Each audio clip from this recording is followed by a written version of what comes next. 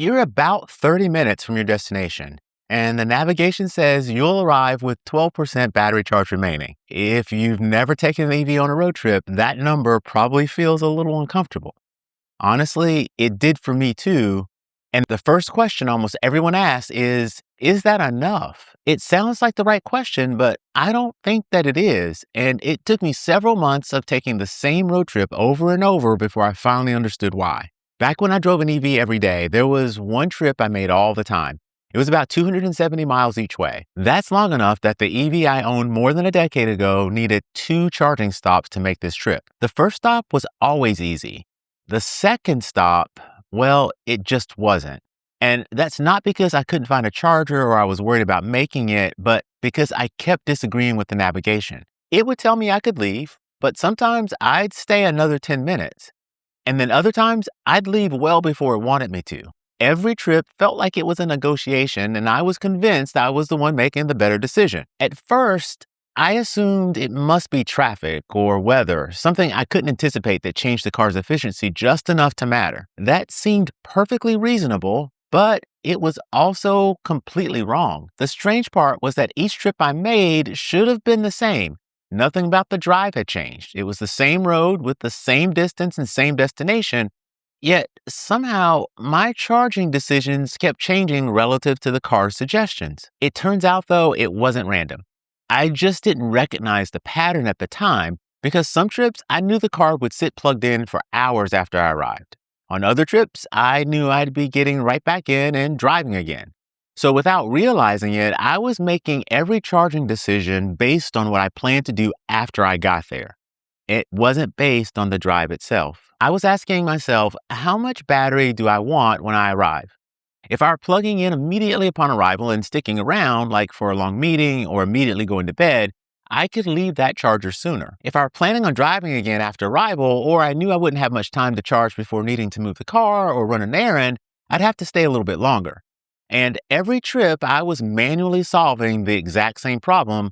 I just wasn't thinking about it that way. Then one day, I stumbled across a setting that I had barely paid attention to. The car had a setting that allowed me to set my desired arrival battery percentage.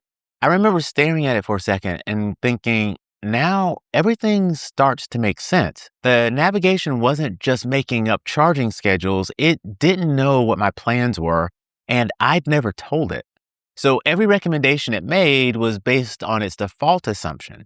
Meanwhile, I was overriding those recommendations using information that only existed in my head.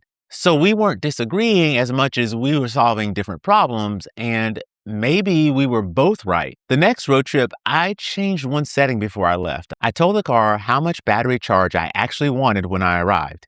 And the arguments, well, they stopped.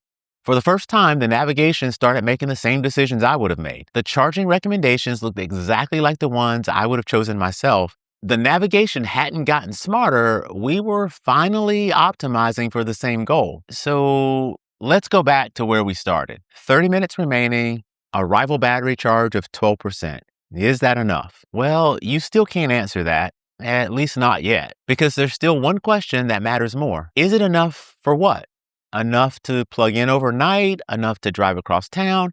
Is it enough to make another 100-mile trip? The number isn't the answer. It's only meaningful once you've decided what you want the rest of your day to look like. That's the part I wish someone had explained to me before my first EV road trip. I thought planning a road trip meant deciding where to charge. It doesn't, at least not at first, because the first decision is much simpler than that. How much of a charge do you actually want when you get there? Once you answer that, the rest of the trip gets surprisingly easy. In fact, your car can help make those decisions for you, but only if you give it the one piece of information it doesn't already know, and that's what success looks like. One of the things I've enjoyed most about making Wrench and Reason is discovering that our cars are often trying to solve the same problems we are. Sometimes they do it well, and other times they don't. But more often than not, the disagreement isn't because the software is wrong. It's because we're expecting it to solve something we never properly asked it to. That was certainly true for me.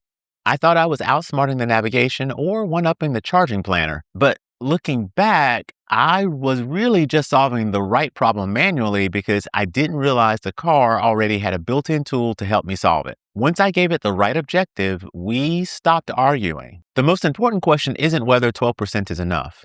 It's what you want to do after you arrive, because that's what determines how much battery you actually need when you get there. Answer that before you leave, tell the car, and I think your first EV road trip will go much more like you expect. This is Wrench and Reason, where we explain how modern cars actually work. Thanks for watching, and we'll see you in the next one.